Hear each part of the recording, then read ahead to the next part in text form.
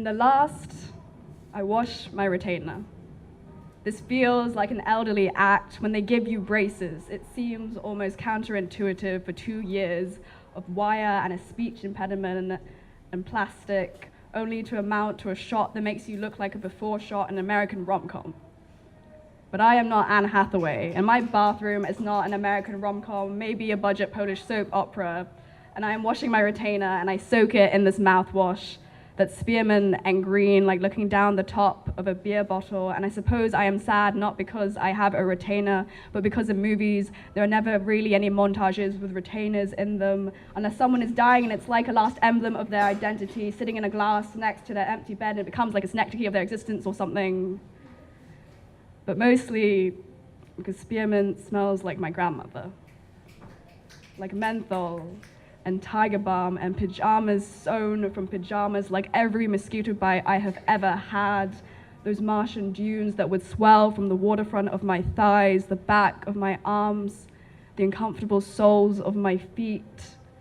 like currants or pink blueberries. Sometimes, like grapefruits, my skin would balloon as if growing a whole seed inside, tapered to the tip of an iceberg, yearning to be scratched, and her hands that would scoop the ointment, index and middle finger forming a spade, soft and endless, always ready to dress the wound, as if to coax its raised head, as if to say, I can see you, as if to say, go home,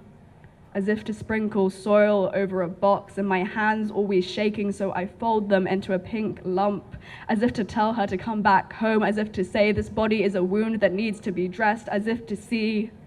her wardrobe split open onto the bathroom floor, brown silk and brass buttons skipping across the linoleum, to hear her tonkat, her extra step that knocks behind, to hear her body rattle and groan, like all the strings inside her had been cut, and the rap of bone against bone, a standing ovation wherever she went. With those marigold hands that would make jelly and slice the kangkong, undressing the leaves until they were naked bodies, dark green and embarrassed, shriveled in a pan and fetal and beautiful. One day, I am told of how when I was born, she walked all the way to Chinatown to buy a bathtub. How it was tradition, how she had to make sure that I was a girl, 2 hours on foot, 943 steps for a plastic bowl, as if I was some sort of moon or purpling sloth in her arms. How she could not pronounce my name, the first cleft too harsh for her tongue, so instead, Bao Bei. Bao meaning to cover or wrap something, and Bei meaning shell, covered shell, meaning precious, meaning pink, meaning lump, meaning fist, and meaning my body doubling over itself, barricaded and sealed, meaning a home I carry on my shoulders wherever I go, meaning my grandmother. She had a retainer. 6 of her front teeth were false, and I would marvel in the evenings when she would take it out, attached to which was half of her smile,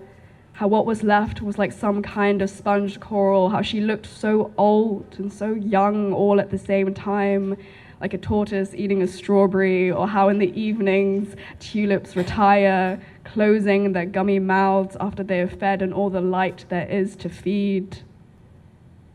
That night, I dream of her again, and she comes to me in a menthol haze, and my body is an allotment littered with mounds, burning and bloated, and sometimes I think when I asked her how best to live a good life, I must have instead asked how best to leave a good life in her blue pajamas. Smooth and clean and young, she says my name, Bao Bei, Bao Bei. And I am a sloth again in the sling of her arms, or a swaddled moon on the water's edge, as if to say I have come home, and I ask again how best to live a good life. And she smiles, white and toothless, no retainer, and she smiles and takes my hand, which is a fist and a fist and a fist, which is a knot, which is grief, which is to say she takes my hand and unfolds it, unfurls my fingers, undressing the shell, unbuttoning the button, and my fist, my clenched fist, outstretched, a sticky palm and naked, as if to say this, as if to answer my question, as if to say this. This is how.